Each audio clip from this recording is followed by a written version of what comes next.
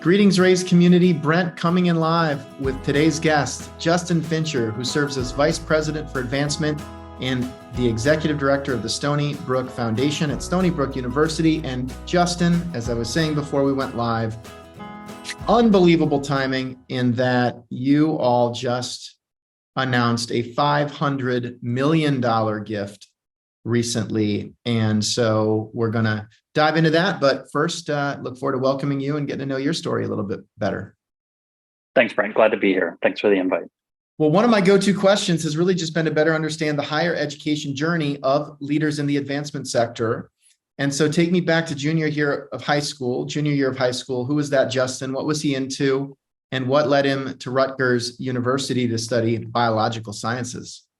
Geez, junior year of high school, that does feel like a little bit of time ago. So Navy brat growing up. So we moved, a dozen times before I graduated high school. So I can remember, where I was at least at that point, but had moved a lot, had just moved actually to Long Island. Well, tell me about some of the Navy stops along the way. I don't usually make people go back even sooner, but there is, we've had a handful of folks that have been sort of in that military brat category, Jim Langley being one, Mo Cotton Kelly, another, and you. Yeah, so a lot of back and forth on the coasts. My dad went overseas a couple times, but we stayed domestic. As he kind of moved out of the Navy, he stayed doing the work that he was doing in private industry, which kept us still moving around to different places. Lived in Tennessee, Denver for a bit, moved to New Jersey for a bit, and then graduated high school on Long Island, and where I'm back now, which I would have never imagined, but to fill in those gaps. Like you said, I graduated and went to Rutgers to pursue a degree in biological sciences. I was convinced as a 17-year-old I was going to be a pediatrician and help little kids deal with some of their biggest moments in life. And then I didn't know what happened on college campuses. And as I got there, like the story of probably so many who are in our profession, was incredibly involved and got to see this beautiful system of people who are helping everybody develop around them. Became involved as a student leader on campus. Had a lot of mentors and champions who encouraged me to think about this work more broadly.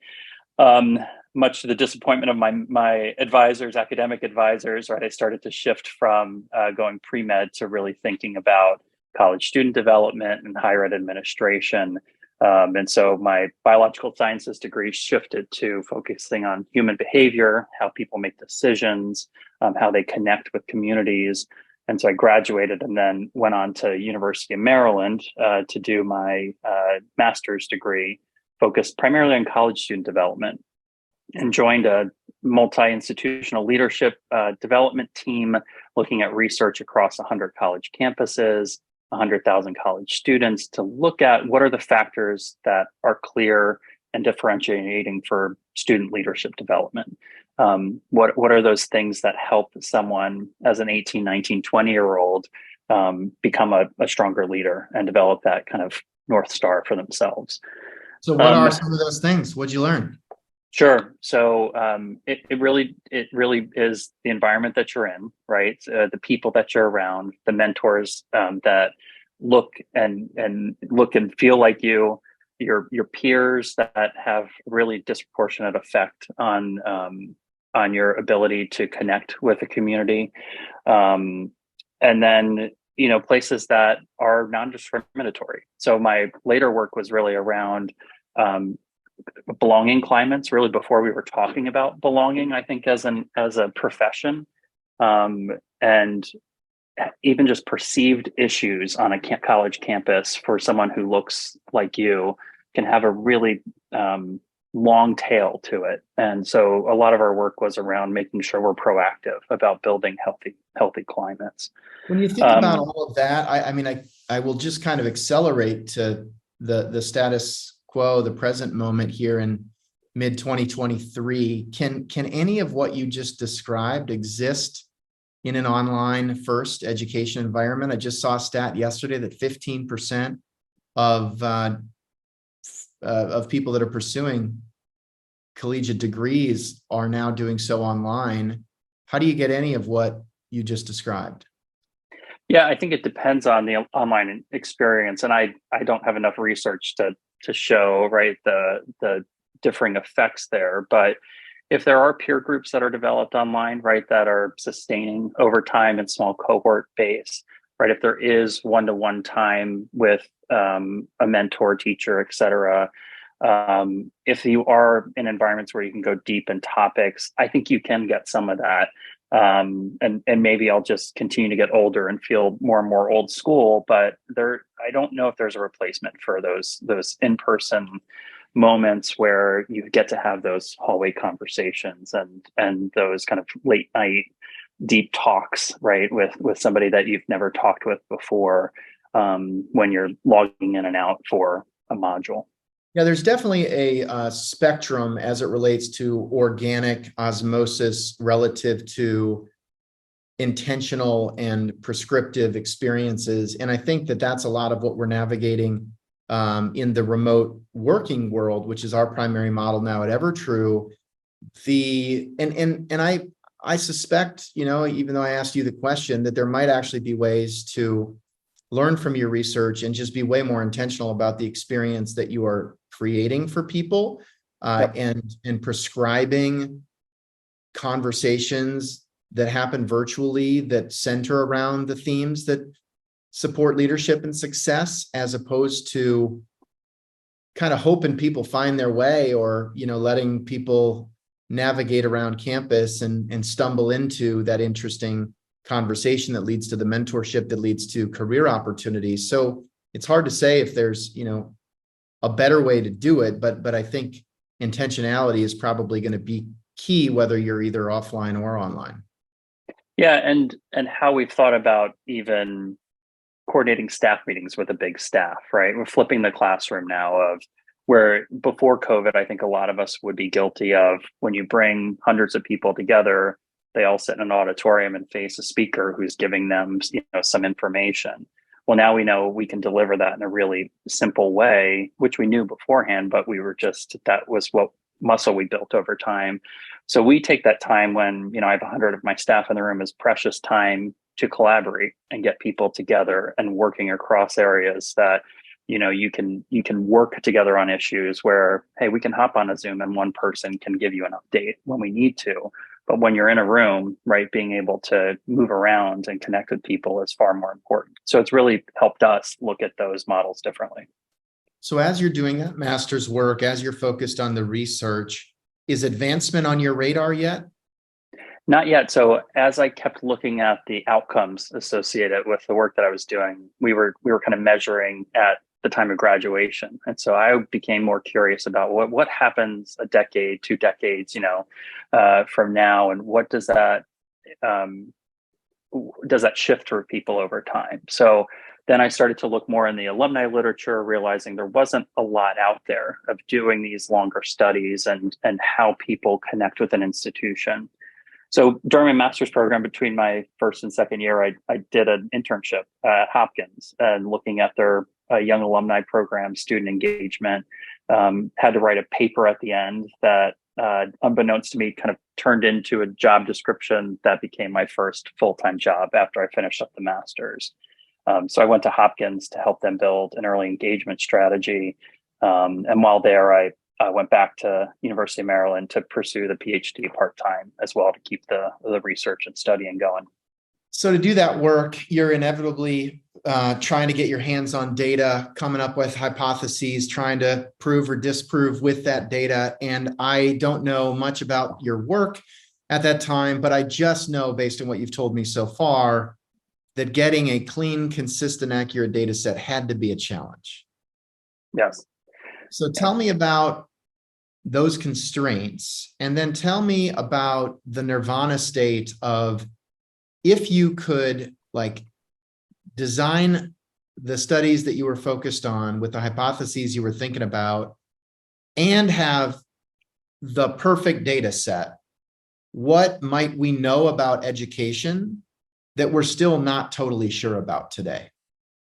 Yeah, that's a great question. Perfect state would be that we have longitudinal data on everybody who's ever, stepped Every foot move, on our college every campuses. job, step by step, key leadership, maybe community leadership, just not just a snapshot, but how that progressed from Right. day zero post-graduation through 10, 20, 50 years. Yeah. And so there's kind of a famous framework that's used. It's called Aston's IEO model. So I'll geek out for a second with you, right? So Alexander Aston, I haven't talked about Alexander Aston in years, so thanks for bringing this back to the surface, Brent. But his model is pretty simple, right? It's inputs, environments, outcomes, right? And so when he looks at the college campus, college students show up to a college campus all different, right? And oftentimes we as college campuses take credit for a lot of work that has happened before a student has got to us, right? Whether they come from a higher SES status, so they have more access to things, they've had different education, they have different support networks, et cetera. Environments are all the things that we can control on a college campus, right? We can control the curriculum. We can help modify how they're experiencing campus.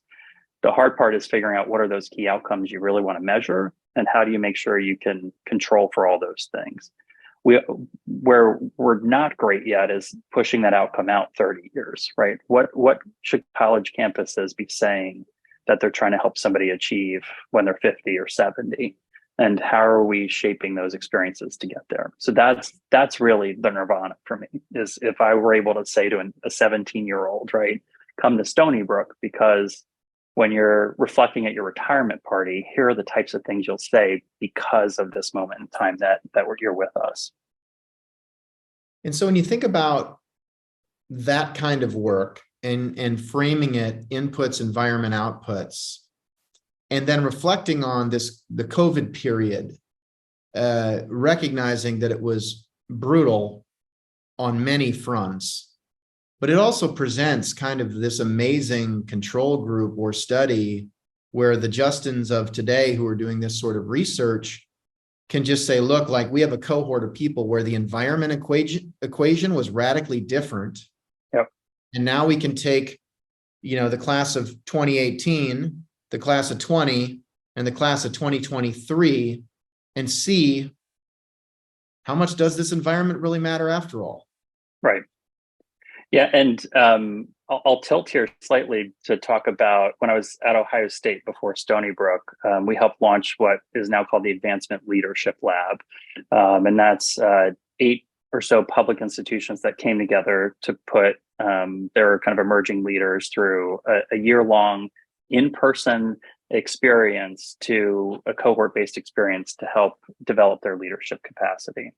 And we said, the researcher in me was, we're going to do a 3-year pilot, control all the variables, and see what about this experience, has the direct impacts we're hoping for. So we're going to have it all in person, all year, 3 cohorts, 3 years. You can imagine what happened, right? We do the first all year experience. COVID happened. We move completely virtually. 3rd year is now a hybrid experience. And now, fast forward, they're using all that different data to create a completely different experience. That is a blend of things that if that wouldn't have happened, we would have just kept proving the model that, see, this really expensive, resource-driven, everybody in person, flying everybody in is what works. So I think trying to control everything is not always the answer. It's learning and iterating as you go. But you have to understand what you're trying to hit at the end first before you get there. Do you have any hypotheses from that experience that you just shared? And then thinking about the future of higher education, it's going to take some time. It's going to take 5 years or 10 years or 20 years. And I'm sure there are countless aspiring PhDs and others that are now tracking this cohort, and hopefully with better data and more of those step-by-step longitudinal points that you might have wanted, 10 years ago. What do you think the ahas might be 5 or 10 years from now? Like, what are the hypotheses, recognizing you're not, informed on all of the specifics of the data, but you are on a college campus, you're having to, support broader institutional messaging around why higher ed, why now, why there's a value proposition. And you just witnessed the sort of forced evolution of the Advancement Leadership Lab based on everything you just described. Yeah, I don't know if we are responsive to our audiences and constituents as quickly as we can be as higher ed, right? We just have not been as nimble as corporate has been over time, and I think this has forced that a bit, right? It is asking. We were forced to ask those questions. Well, how do you deliver outcomes and impact when everything has been challenged about the model? What we're seeing, I think, is the pendulum swing back to what is core to people, what they want to experience. But now there's a platform for people to say, but you can offer these other things in different ways, and now we expect that, right? That wasn't on the table before for higher ed. So what do I think is going to be different? I think we see people still wanting that in-person experience, right? They want to build those friendships and relationships that we know based on the research will last them a lifetime and will be that leapfrog for them professionally and personally. What we haven't solved yet, but I think this will force the point, is how do you speed up those academic intellectual experiences with technology in a way that is supportive versus taking away from what we believed was sacred about the experiences before. Yeah, no, and I mean, look, I look at there's been a lot of headlines recently. Undergraduate college enrollment has dropped 8% from 2019 to 2022, the fastest decline in history. And at the same time, like, we have just proven that it doesn't need to be binary, that there can be different shades of education ranging from traditional 4-year on-campus fraternity, sorority, rah-rah, to 100% online. And then I'm sure there's all kinds of experimentation around varying mixes of hybrid and resuming undergraduate education. But it just feels to me like, given that whole flexibility and the cost advantages of the more online to hybrid model, there's got to be a way to bring that 8% back in a high ROI for them and for the institution manner. And I know a lot of smart people are working on that, but it just feels like, as painful as this post-COVID moment in time is relating to enrollment pressures, there is such an opportunity in front of us in higher education to just make it almost frictionless for people to be a part of this. Yeah. Well, and it's flattened things, right? So probably some of those people that would have gone to college before made that decision because in their small hometown, right, if they wanted a better job, they'd have to go and do that to be able to come back locally and advance. Now with a lot of hybrid and remote jobs, that they probably are able to do some work outside of their local community that they weren't before. So there's all these different pieces of the Rube Goldberg machine, right, that we have to sort out if we're going to make sense of this and actually make a difference. So tell me about the move to Ohio State, absolute, powerhouse institution, incredible brand, really effective and well-respected advancement organization generally, but certainly within, the Big Ten specifically. I just had Becky Fulmer, who's now down at UCF, the podcast last week. So that'll probably have been released right before this discussion, and have had the chance certainly to get to know you and others during the time at Ohio State. But what stands out during that experience, when you think about 2013 and arriving there, and 2021 and leaving, sort of pandemic notwithstanding, what are you most proud of having influenced or accomplished for that team? Yeah, thanks. So I worked in Mike Eicher's organization at Hopkins, right, when he was there and when he joined Ohio State, right? And I spent time with him to say, what are you trying to solve here? And he outlined that there's a lot of opportunity, and he was just getting started. So he wasn't sure what really the job was or what the direction was that he was wanting to head, but that he was about to have some fun. And if I wanted to join, he'd welcome me, right? And that's really kind of how the job started for me. And fast forward, spent 8.5 years with Mike and the incredible team there to build a truly powerful advancement shop that's integrated in so many ways that I think the profession aspires to because of his leadership and the leadership team that he built.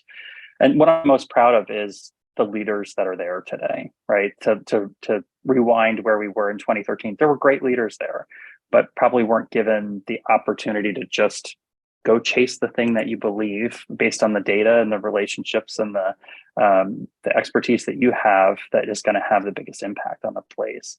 And if you walk the halls of Ohio State's advancement team today, you will sense the energy and that the leadership is really distributed across the organization and across the institution. And that's that, to your Nirvana point before, right? That I think is Nirvana, and that's how I'm wired, right? Is to just think about how you scale leadership and then the results follow. And too often, I think we're pushing for results and not focused on the people that are going to be the ones that are going to drive that. Tell me about some of the leaders who you worked with there who made an impression on you and an impact on the organization, and why you feel that way. Yeah, well, Mike is the standard, right, for me professionally. He's been the mentor that I would attribute, 99.99% of my success and knowledge of the profession to him. And then there's some overlapping variables in there as well. So he really built a team of individuals. Sarah Rubin, who leads development there. Patty Hill-Callahan, who led the medicine side for a long time.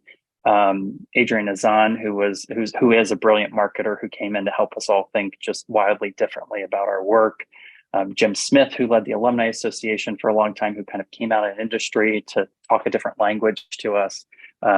It was really magic, and there's others there, right? But those immediately come to mind. The magic of those conversations of people who were coming into the room saying, what are we really trying to chase? And how are we going to do that? Put everything else aside. Like, how are we going to do that? Let's agree to that. And then let's figure out how we organize ourselves to get there versus how do we take what we have today and do 2%, 7%, 10% better next year? And so that spirit of mentors and leaders was infectious and really inspiring. If everybody listening could do a 1-month internship with Michael Eicher, observing, shadowing, what would they observe? How might they describe that experience relative to maybe,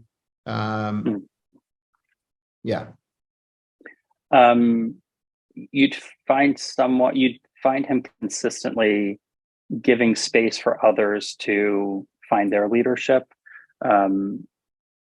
He always will ask the best question in a conversation, not to get to the answer that he wants, but to make sure that everybody's thinking through kind of the depth and breadth of a topic. He expects when you're coming to the table that you're bringing your A game, right? And if you're just too busy that you haven't been able to focus and get prepped for that, you have to own that, right? And know that that happens, but he's going to always expect you to bring your best, and he expects excellence every day.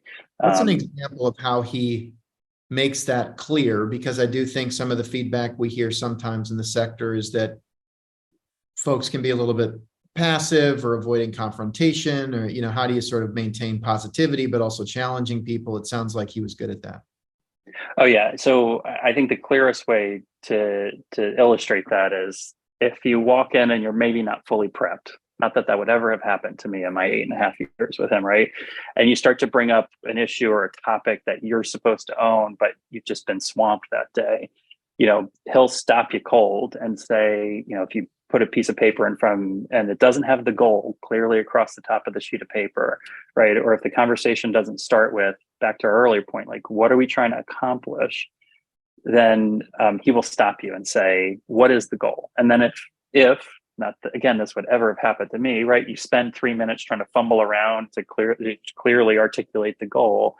He would stop you again and say, okay, but again, what is the goal? Tell me in a sentence, right? And so how he inspires excellence is clarity, simplicity, stripping away all the jargon, right? To say, what are we actually doing here? Okay, now that we're clear on that and we have a shared understanding, now let's talk about what we're going to do about that. And I use that every day. And higher ed's not great about that all the time. Where do you think he learned that? Because that is not the typical direct candor that you often would hear. Yeah, and direct candor is definitely something others who have worked with Mike would say about him. I think he's been in this business a long time. He's uh, it's how he's wired. I just call him kind of, he's very Zen-like too, right? He's pretty unflappable. He is unflappable. So I just think he thinks about what's the biggest impact I can have in this moment, and it's to help everybody get clear. So I'll think about that one some more, but it is who he is. And after a very good run there, not a lot of people have a 9-year run in this sector. What drew you to Stony Brook? Tell me about the opportunity, the setup. How'd you hear about it? Was the university on your radar at all? Had this been a long time aspiration? Just give me the setup. Yeah. So it started with really open conversations with Mike years before that, of just my kind of continued desire to have the broadest impact possible on the profession. And we kind of worked through what's the lens that I would look at future opportunities, whether at Ohio State or externally. And it was really clear to me that it would, as a product of public higher education, right, that it would be an R1, AAU institution, public higher education, with an academic medical center, right? And if that continued to evolve at Ohio State, which it did, right, throughout my time there, just continually became more challenging and interesting, but that I would give it a look. And so, Stony Brook reached out, and I knew about Stony Brook having actually graduated high school nearby, and Stony Brook being the first college campus I'd ever walked on, but hadn't really kept up with it since. So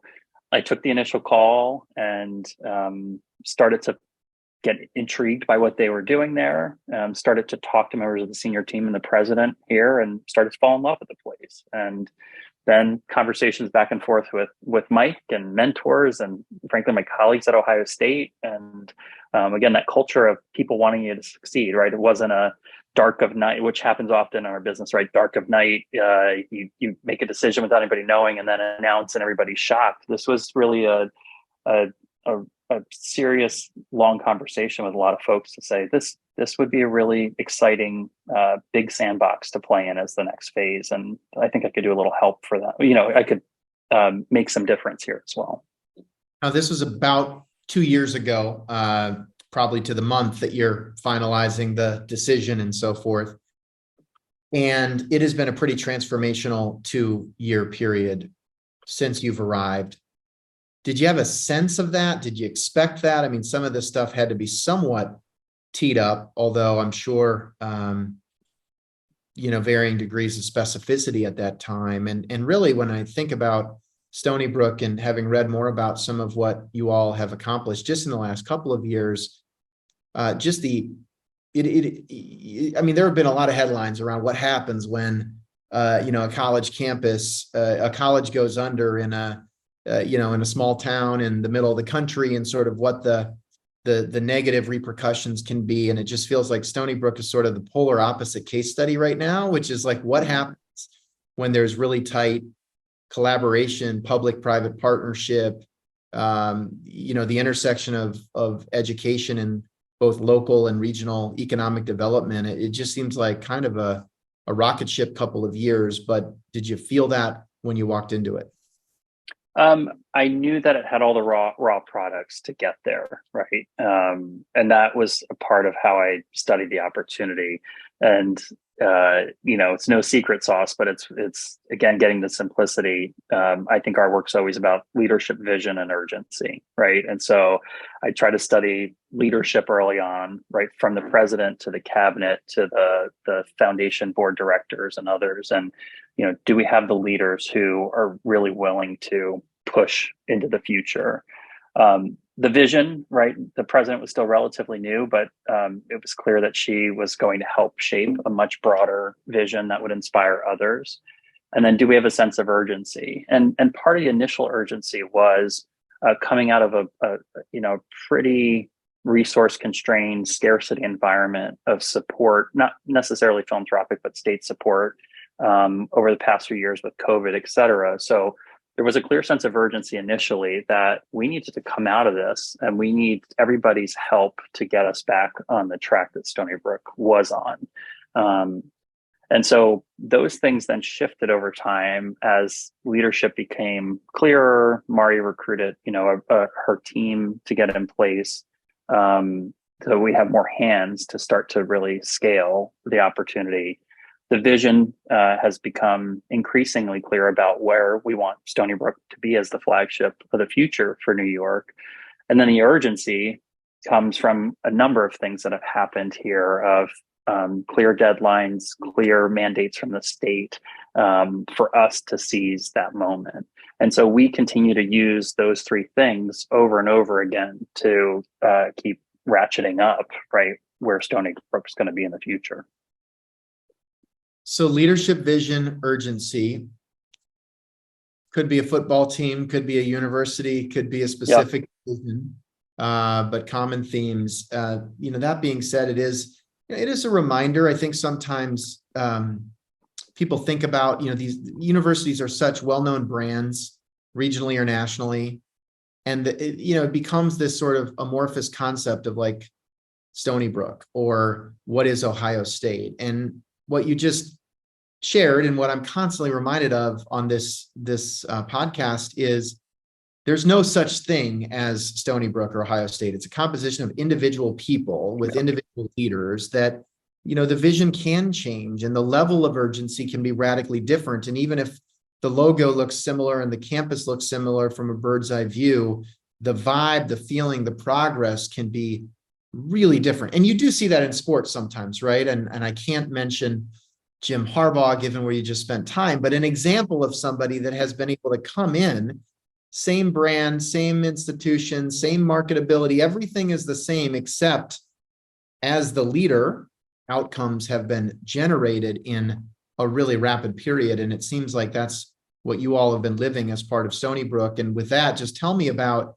the setup for this recent donation from the Simons Foundation. My understanding, not only $500 million, but on top of that, it unlocked another $200 million of public investment relative to a $370 million endowment. So you think about the entire history of philanthropy at Stony Brook, one fell swoop, really taking things, to a whole new level.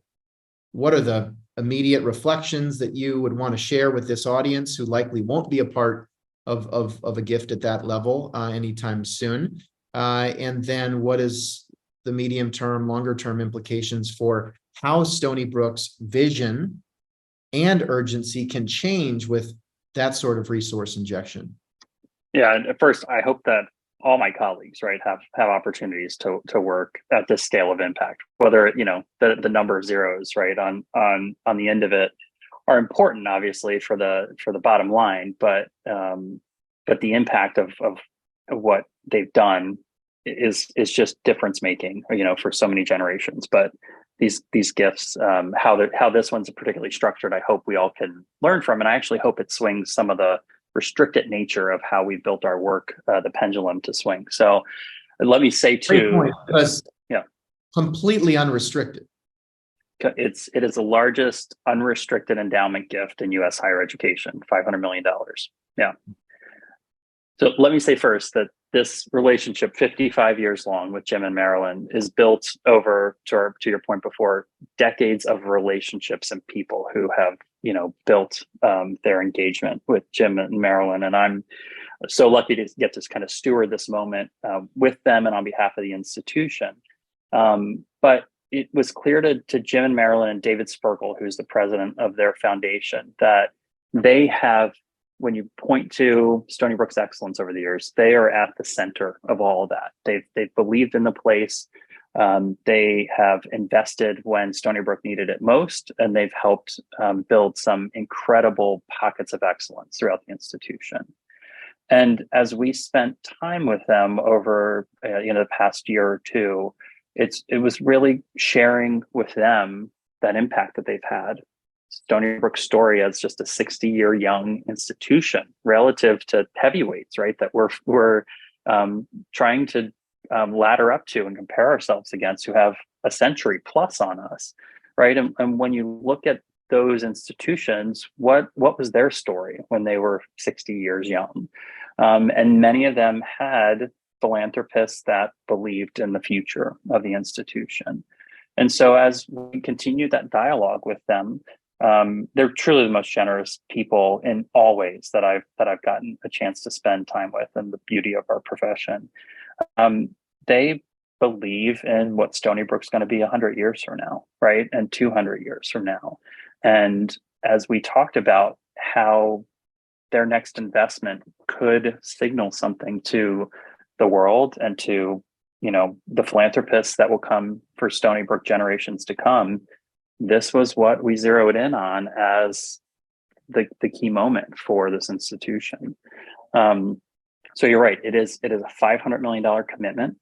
The first 3 years of that commitment are a challenge match for other philanthropists to come forward. So they've put forward 200 million of that as a match for other philanthropists to come forward to invest in our endowment. Each of those, their 200 million and the other 200 million from donors, will each be met with a match from the state of 100 million each.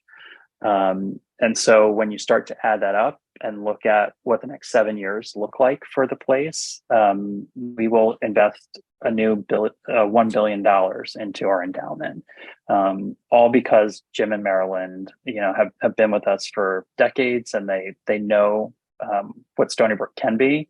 And this does bend the curve for Stony Brook in an incredibly powerful way. Yeah, that's an amazing summary and a good reminder that really we're talking about a lifelong of stewardship, which has created the opportunity for this level of investment, but many, many years. And just tell me about what the reaction has been with your staff, the reaction on campus, the reaction, certainly there's been tremendous press, headlines, interviews, etc. Yeah. You're kind of in the midst of that, or maybe it's just slightly starting to calm down given the exact time here. But just give me the arc of the reaction and then what this means for the alumni community more broadly. What does it mean for enrollment, for example? What are the second order effects that it's just too early to even understand the full impact yet? Yeah. So when I joined, right, I really thought about how do we create the enduring culture of philanthropy for Stony Brook, right? That's the really hard work that we try to do every day.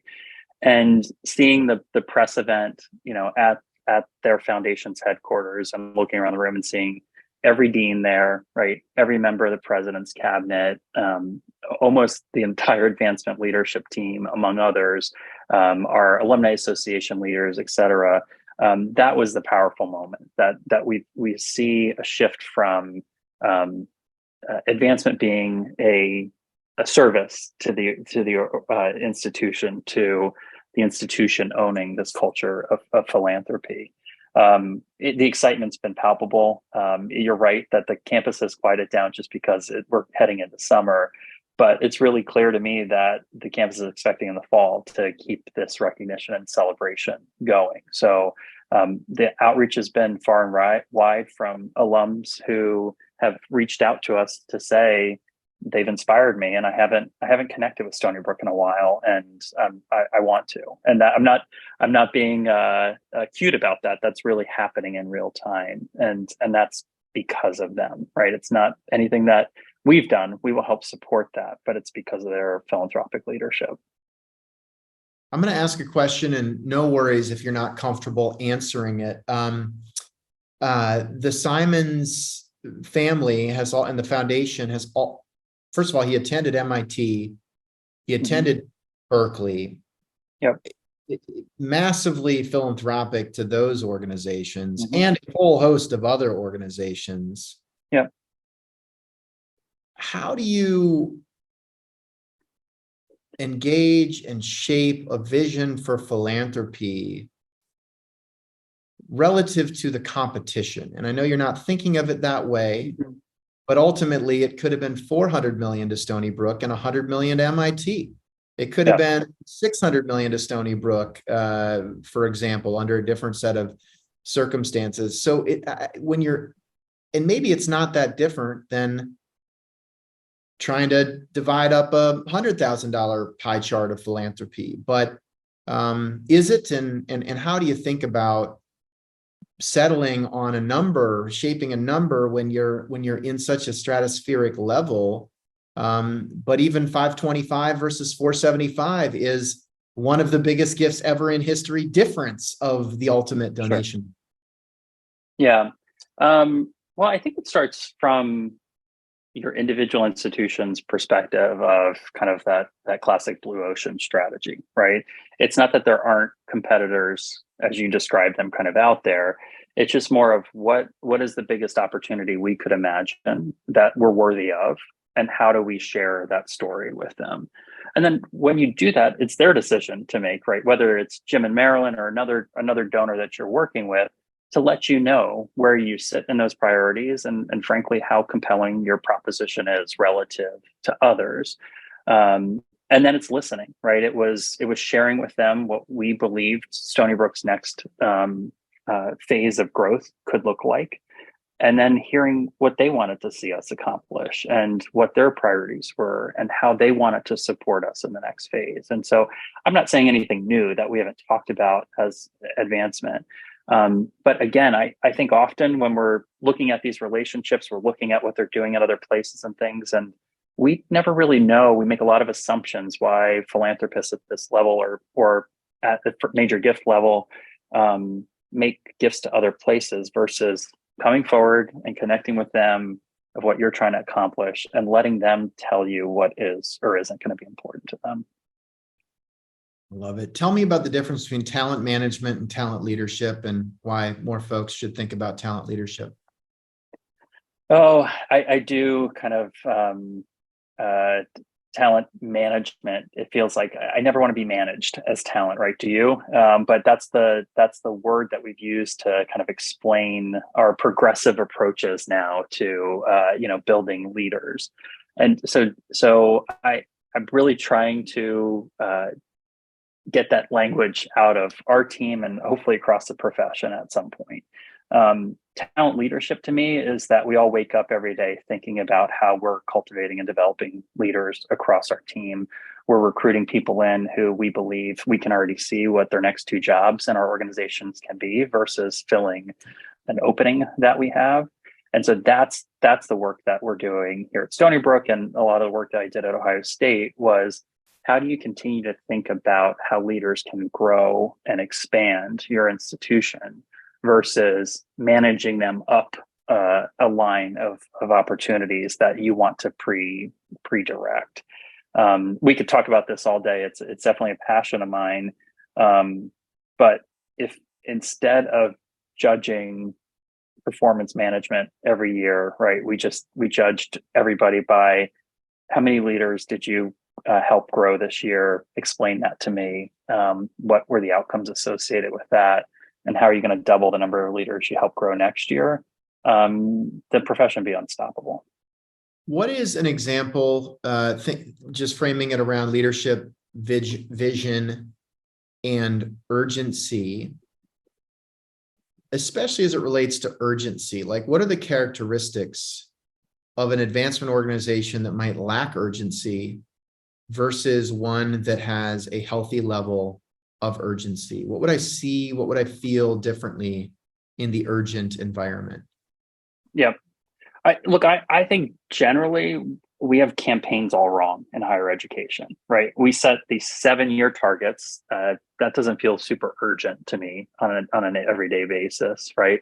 And we set these massive goals, and as most donors feel, right, that doesn't feel very urgent to me because I don't see how my $100,000 gift is going to get you to your $2 billion goal. So that's a lot of how we've organized our and all advancement shops over time. I think when you walk around an organization that has urgency and advancement, you see people every day focused on the next relationship that they're trying to build, advance, engage with the institution in a different way quickly. you see colleagues getting together around a topic that has a distinct need and that we have to solve today. If you walked into Stony Brook's meetings, whether virtual or otherwise, with our fundraisers, right, they're all working together across their areas around potential relationships and how they can each help each other solve a problem, right, to move that forward, with the goal of, building a dozen new relationships within a 3-month period, for example, right? So taking these long goals that we set annually, and then often in some places you see that those goals don't happen until, guess what, 2 months before the year ends, because the deadline was 12 months instead of 3 months. So a lot of this is just shortening these timeframes, not to manage people more closely, right, but to get more proximate about what we're trying to solve in real time. And there's the difference again between that management and leadership. The leadership approach is, we as a team need to get to here as quickly as possible. So what can you do from where you sit to get there as quickly as possible? So then once we do that, we can move on and do even bigger and better things. I once met an author named Daniel Pink, who has written a bunch about leadership, and he specifically at the time was sharing insights around a book that he wrote called When, and the subtitle was The Scientific Secrets of Perfect Timing. And just to your point, the punchline was just that as humans, there are peaks and troughs. Course of a day, mornings, people are productive, midday, not so much. And then there's a scramble to get stuff done at the end of the day. And that applies to weeks, and that applies to months, and that applies to years. And so there are, creative tricks that you can do to essentially manage against the troughs, to, hit the troughs. And I do think about that sometimes in the context of the capital campaign, where there's the flurry of pre-campaign, quiet phase, like, let's go get to the minimum threshold, at which point we can launch, let's launch. And then there's the sprint to the finish. But is the middle just that same trough that we all maybe somewhat experience every single day of our lives? And are we essentially inviting a long trough with the current structure of capital campaigns? Right. Or simplifying that to annual goal setting, right? Or annual performance, that if you have a July 1 fiscal year, why do you always see the spike in December and the spike in June? Well, December is what is motivated by government, right? And taxes and those things generally. And June is because our fundraisers and teams are trying to hit the goals that were set 12 months ago. So if instead you shifted that to quarterly, or, if you got really disciplined about monthly, which a lot of corporate sales organizations do, right? It helps us all get a bit more focused and more disciplined about the work. And there are places out there that are doing that, right? But on a whole, I don't think our profession is there quite yet. Great point. Very few examples of clear monthly goals. Yep. If you did nothing but take the annual goals, divide them by 12, make them monthly, I suspect progress changes quickly. And it is a little bit ironic. I mean, we've had a lot of folks on who, their gateway to advancement was they were a student caller. One thing leads to another. They're a high performer. Somebody recruits them, and now they're, leading an advancement organization. And in some cases, it's just been mind-boggling to me that the level of precision with which we were measuring the inputs and outputs of a student caller on a daily basis, including spiffs for certain performance goals, bonuses, et cetera. And then you contrast that with a day in the life of a gift officer. And I'm not saying, with all due respect to gift officers, my point is there's just not as much, using the word you don't love, management or micromanagement. And so how do you sort of balance that certainly level of, urgency and clarity that a student caller has every day when they show up, and not just apply that directly to the gift officer work, but what might we learn from certain things that are sort of accepted as standard in the call center that would be probably quite controversial for the rest of the staff? Right. And because, we need management in our organizations. We need management of processes and data and, those things. We need leadership of people, right? And so People though want clarity. They want to understand if I'm going to be successful in this environment, what are the tools and levers and things that I have to use to be able to do that. And we don't give them enough clarity in that space for them to know what that looks like. So how do you get data in front of a fundraiser more quickly to say, no, we're not just forcing you into this box because we think it's better for us. We're trying to give you as many resources as we can to move things along as quickly as possible. And there's always tension there, and those are things we have to sort out. But yeah, there's still a lot of work in that space for us to do as a profession. Love it. Well, I want to be respectful of time today. Thanks so much for sharing your perspective and some of these specific experiences. Justin, tell me more about it's June. Are you hiring? How do you envision your own kind of talent landscape evolving? And if folks listening want to learn more, how do they do that? Sure. Yeah, thanks for the opportunity. We are hiring. Stony Brook's continuing to grow. It has been since I've been here. We've had about 40 people join the team in the last 2 years, and have plans to continue to expand pretty significantly here in the near term. Again, so that Stony Brook can realize, all the things that it's worthy of today. So we have openings across the team, and people can reach out to me or members of our team to learn more about what we're doing here. Well, Justin is active on LinkedIn. I'd recommend that you shoot him a note there, say hello, let him know you heard his story on the Raise podcast. And with that, Justin, just congratulations on a truly historic period, but recognizing that there's a lot more to do, both in deploying the investment that you've received effectively and efficiently, and also hopefully inspiring a whole second, third, fourth ongoing waves of supporters to double down on that vision. So really amazing, and congrats, and enjoy it, even as maybe the initial announcement momentum fades just a bit here. Thanks, Brent. I really appreciate it. It's great to spend time with you today.